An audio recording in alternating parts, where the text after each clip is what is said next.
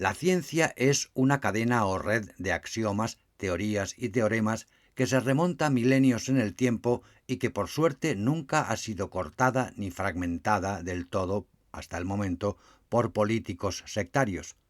La ciencia, aunque no lo parezca, tiene la estructura de una tradición y por ello nunca ha dejado de valorar los métodos e invenciones de otros tiempos, por muy lejanos que estén. El método científico también arranca donde lo hacen las tradiciones, las religiones y los mitos, es decir, en creencias, interpretaciones, sospechas e intuiciones. Lo que distingue al método científico no es el origen, sino el tipo de hechos que le interesan, y la forma de abordarlos, interpretarlos y comprobarlos. Por ello se ve en la necesidad de descartar con frecuencia y volverlo a intentar. Lo que hemos visto durante los años pandémicos ha sido exactamente aquello que no puede calificarse jamás como método científico. Marginación y censura para quienes sostenían ideas diferentes de las oficiales, uso de datos poco fiables y contradictorios, secretismo, ausencia de debate entre expertos, rechazo de toda investigación que negase suposiciones no probadas y un largo etcétera de carencias sustanciales. Todo esto es bien conocido y no merece la pena extenderse en ello. Si la ciencia es, como dicen algunos filósofos, no una entidad cognitiva propia, sino aquello que hacen los científicos en su trabajo, estamos perdidos, porque un amplio porcentaje de las clases científicas se ha comportado con una indignidad terrorífica. Tampoco se escuchan muchas críticas a la teoría de género desde la clase científica, aunque esa invención conductista se oponga a lo que sabemos de biología humana y animal, endocrinología, neurología, sexualidad, reproducción, genética, entre otros muchos saberes. Para asentarse como científica, la teoría de género debería demostrar en qué fracasan los conocimientos existentes sobre esas materias y demostrar que los suyos sí dan cuenta de los hechos. Pero esto no ha sucedido ni se espera que suceda porque se trata de una ideología impositiva, mucho más peligrosa que la más oscura superstición. Lo único cierto en este asunto es que han vuelto los conductistas, aquellos psicólogos que, como Barros Skinner, presumían de poder hacer de cualquier ser humano lo que ellos quisieran, desde un ladrón asesino a un sabio. John Money, el padre de la teoría de género, fue uno de ellos, especializado en sexualidad. ¿Puede fabricarme usted unos cuantos violadores y media docena de pederastas, por favor? Es para darle cierto tono al barrio. Sin embargo, ahí tenemos a la teoría de género, encumbrada en pocos años a la cima suprema del saber oficial, respaldada por decenas de gobiernos en el mundo e instituciones europeas e internacionales, para los cuales el sufrimiento de ciertas personas con problemas de identidad es el más grave que aflige a las sociedades de Occidente y del mundo, y solo puede resolverse mediante las teorías de género. ¿Alguien puede asumir que esta fiebre degenerativa es casual? ¿Que no hay detrás de ella ciertos intereses que la respaldan y fomentan? A pesar de todo, como ideología, la teoría de género ya ha tenido un resultado enantiodrómico, palabra que significa que va en dirección opuesta a la que cree ir. Es decir, le están saliendo los tiros por la culata. Nació en medio de una enramada feminista ahita de neomarxismo y húmeda de sexualidad, y ha obtenido una desvaluación casi completa de la mujer real, que ya no es una persona biológica con sentimientos y cualidades características sustentados en su naturaleza. Ahora es una especie de ensueño con inyecciones hormonales, una elección, sin erección o con ella, a la que cualquiera puede acceder, quizás también animales domésticos. ¿Hay mejor mujer que la que tiene un buen pene, testículos colgantes de Babilonia, pecho cuadrado, cintura recta muchos pelos corporales y barba acañonada? Y la gracia que tiene esto es que no se trata de un chiste. El feminismo nació para conseguir la igualdad de derechos con el hombre, consagrada ya en todas las constituciones de Occidente, y al verse obligado a mutar su objetivo para no tener que desmovilizarse, lo que está consiguiendo es que se devalúe a la mujer y la feminidad. Sucede en casi todos los afanes humanos. Una vez puestos en marcha y generada una energía dinámica propia, da igual cuál fuese el objetivo inicial. La dinámica se independiza y fluye por su propia cuenta, si es que otras dinámicas más potentes no se hacen con su fuerza, aprovechándola para otros fines. El pozo puede dar tanta agua como tenga, pero no más. A los soviéticos les sucedió con el mar de Aral. Propició la ocasión de tomar inexplicables fotografías de barcos varados en medio de un desierto, porque el mar había dejado de existir. El sabio gobierno comunista lo había secado ecológicamente. Quizás quieran convertir a la mujer en ese desierto, pues las élites globalistas que hacen sus cuentas con los humanos como si fuesen morcillas a ensartar para la venta son eugenistas hasta la médula. Para ellos somos simples medios entre los muchos que se necesitan para que funcione su sistema productivo, transhumano y robótico. Y nos utilizan, vaya si nos utilizan como medios para sus fines, desde carne de aborto garrapiñada hasta que nos echan al fondo de la huesa. Durante 2 siglos, la ciencia fue el dios de Occidente, de la misma manera que Newton se convirtió en el ídolo adorado por los ilustrados del siglo XVIII. Ya hace varias décadas que la ciencia se bajó del pedestal para ceder su puesto a la tecnología, más rentable y menos abstracta. Hoy forman un tándem peculiar. La ciencia hace de vaca y la tecnología de máquina ordeñadora. Nos bañamos en leche de ciencia todos los días. Somos como peces nadando en un nuevo medio, del que apenas sabemos nada y mucho menos su lógica interna. Y sin embargo es sencilla, tan sencilla y obvia que, una vez caídos en la cuenta, nos asombra cómo, con algo tan simple, pueden estar engañándonos y engañándonos sin que se les acabe la cuerda. El secreto que esconde esta lógica científica que se nos impone es el simple hecho de que la ciencia, por su entidad y constitución, sólo puede expresarse en modo indicativo o modo condicional. Y esta obviedad determina todos los tipos de relaciones que la ciencia puede establecer con los seres humanos. El resto es fraude y es engaño.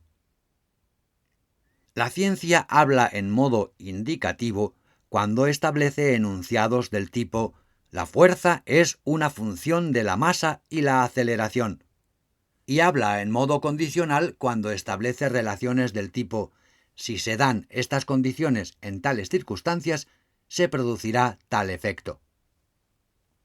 En otras palabras, la ciencia no puede expresarse en modo subjuntivo por el mero hecho de que es objetiva, ni en modo imperativo, porque esto implica operar con intereses, valores y circunstancias vitales con los que ella no opera ni puede operar. Pongamos un ejemplo. Entregamos a una empresa o gobierno un abultado dossier y le explicamos que si siguen correctamente las fórmulas e indicaciones, fabricarán una bomba atómica. Y sí, es posible. Siguiendo las fórmulas y procedimientos científicos adecuados, con la tecnología pertinente, fabricarán la bomba. Ahora bien, si después de tenerla en sus manos la arrojan o no, eso ya no es ciencia ni puede serlo. Ahí intervienen intereses, valores y circunstancias que nada tienen que ver con la ciencia. Se supone que también debería existir un freno moral, como debe existir cuando hablamos de poner en funcionamiento un tipo de robot que va a dejar sin trabajo a 100 millones de personas en un año. 100 millones que alguien juzga que sobran, porque, en caso contrario, su ratio de beneficios disminuiría en pi o en x. Y ahí está el engaño. Ni la ciencia ni la tecnología han dictaminado que sobran esos seres humanos. Es la degradación moral la que ha llevado a los adoradores del becerro de oro a deshacerse de millones de personas, como el que recicla bolsas de plástico. Ninguna ciencia puede ni podrá decir nunca tire la bomba atómica o instale esa máquina y deje sin empleo a 100 millones de personas. No. Estos son enunciados imperativos que no caben dentro de la ciencia. Solo caben en mentes depravadas, carentes de espíritu, de valores humanos y de moral, y que utilizan Big Data, gráficos y algoritmos para justificar sus villanías. Aunque las teorías de género fuesen más científicas que las leyes de Newton, los gobiernos no tendrían el menor derecho a imponerlas como lo están haciendo. La decisión de imponerlas es política y antijurídica. Viola los derechos esenciales de los ciudadanos, tanto como cargarnos con grilletes de nuevo diseño y tantos kilos de peso, porque los técnicos han calculado que con ellos no podemos caminar ni correr más de X kilómetros por hora, lo cual reducirá los accidentes urbanos. Quizás la ecuación sea correcta y esté bien resuelta. Tanta edad tiene usted, tanto pesa, tanta hemoglobina en sangre, etc., luego tal grillete le corresponde. Por más que expliquen por todos los medios habidos y por haber que la ecuación es correcta y que el grillete que nos corresponde es el calculado, la ciencia nada tendrá que ver con esa nueva esclavitud. Será la falta de moral de los gobernantes convertidos en tiranos. La ciencia no establecerá jamás que tenemos que llevar grilletes. No es necesario ser un genio para adivinar que impartir clases de teoría y práctica sexual a niños de corta edad va a favorecer la pedofilia como el abono a las plantas. Pero nos hallamos ante élites y gobiernos títeres podridos por el materialismo, que carecen del menor freno moral. De lo que hablamos es de usar a los pequeños como juguetes de carne.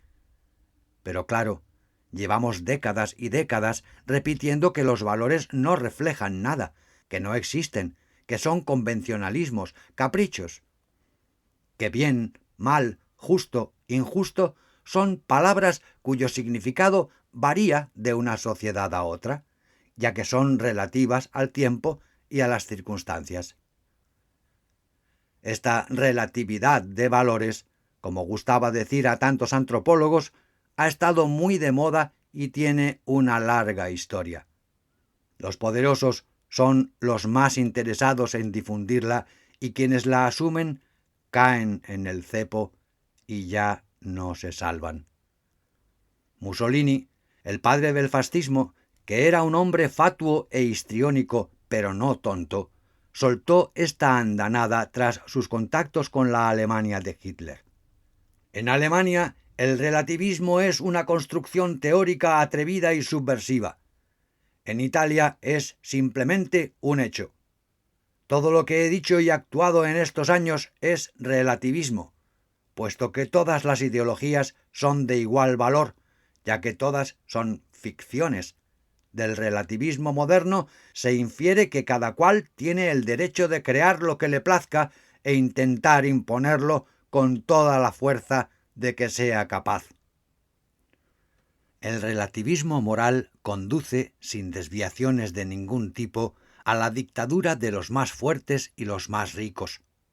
En la sociedad abierta de las élites globalistas, que es una falsificación de lo que Karl Popper defendía en su libro del mismo título, la tolerancia se convierte en tolerancia con los intolerantes, que sólo aceptan sus vicios y exigencias como canon social. Y la libertad en libertad para los tiranos que quieren esclavizarnos. Está en la naturaleza de las cosas que este tipo de actos contra el espíritu, la moral y los valores genere perversiones y efectos enantiodrómicos.